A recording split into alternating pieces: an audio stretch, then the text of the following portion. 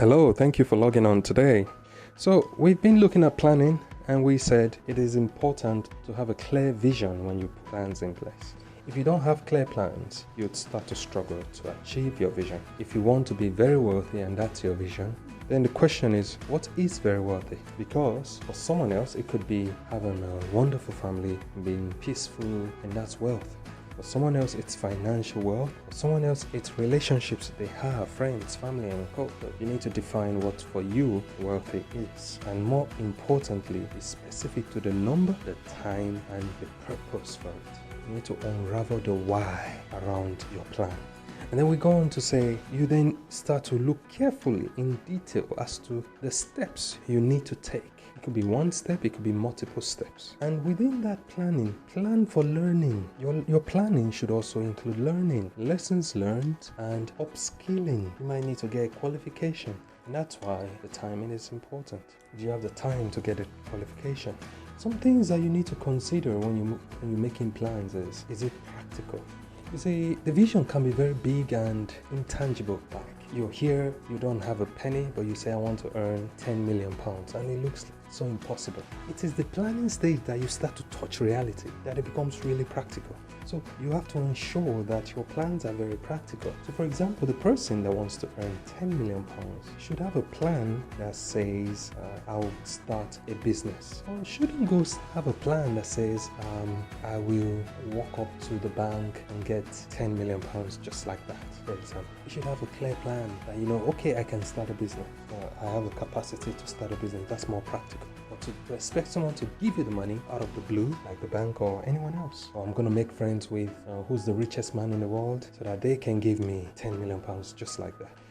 That might not be practical. So one thing to consider when you make plans is make sure it is practical. There's a Bible verse that says, teach us to number our days, that we may apply our hearts unto wisdom. So your planning should incorporate wisdom, practical knowledge. So do your research to make plans.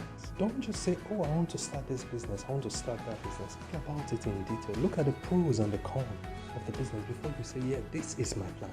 Because when you put a plan in place and that becomes your plan, the next step will be to channel your energy into it. You really don't want to channel your energy into something that you're not convinced about, it's not very solid, and therefore you have to scrap it. So let it be based on proper thinking, critical thinking, and research. And I encourage people to avoid sharing your plans with everyone because sometimes it makes you feel good when you do that, but sometimes you really need to just be focused on your plan. And sometimes be careful who you share them with as well, because if you share it with the wrong people, they can deflate you. I remember someone said something once how they were about to start on a different journey. God had told them, they had a vision. Heard God say to them, go into consultancy, leave your permanent job, your full-time job, and go into start a business, go into consultancy. And then they approached their pastor and mentioned, you see, this is the direction God's leading me.